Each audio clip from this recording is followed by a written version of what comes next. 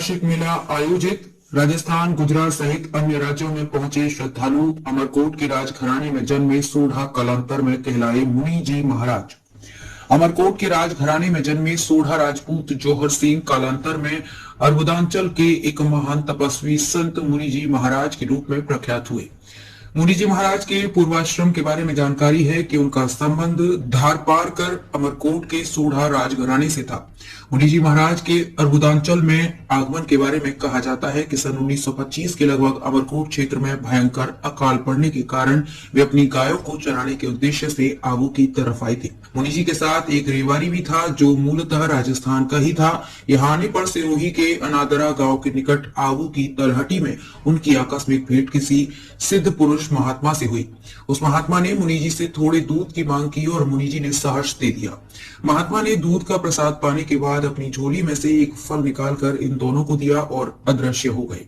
रेवाड़ी राजस्थान का था, अतः उसे आबू के अघोरी संतों की जानकारी थी और उसने फल का प्रसाद फेंक दिया।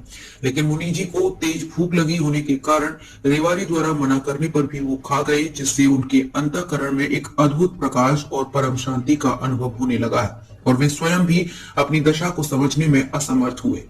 उनके शरीर में कोई नई चेतना और क्रांति आ गई और दिन प्रतिदिन उनकी वृत्ति उदासीनता और वैराग्य की तरफ ढलती गई और एक बार पुनः उस महात्मा को मिलने की इच्छा प्रबल होने लगी।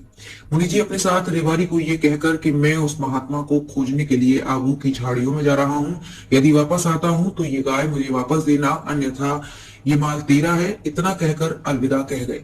रेवारी द्वारा वह समझाने के बाद भी सब कुछ व्यर्थ रहा। काफी समय बाद जब अमरकोट से मुनि जी महाराज के बड़े भाई जवान सिंह उनकी खोज में आबू की तरफ आए, बहुत भटकने के बाद उनकी मुलाकात इस रेवारी से हो गई।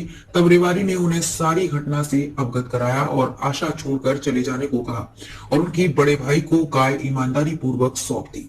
इस घटना के बाद मुनि जी आबू की झाड़ियों में लंबे समय तक गुम रहे और वापस प्रकट हुए तो एक सिद्ध दशा अवतार में देखने को मिले। तब उन्हें थार पार कर अमरकोट के सोढ़ा के रूप में किसी ने नहीं पहचाना, लेकिन लंबे समय के बाद ये पता चला कि ये वो ही सोढ़ा किरदार है और पुराने परिचय के बारे में किसी ने जानने की कोशिश की तो बाबा जी टूक शब्दों में कह देते, धड़ पर्दा रखबाजी कभी कभी बाबा जी। मस्ती में आने पर स्वयं अपने मुंह से ही गर्व के साथ बोल देते थे कि ये थार पार करके सोढ़ा का शरीर है। वे अधिकांश समय मौन रहते थे, इसलिए वे इस क्षेत्र में मुनि बाबा के नाम से प्रख्यात हुए।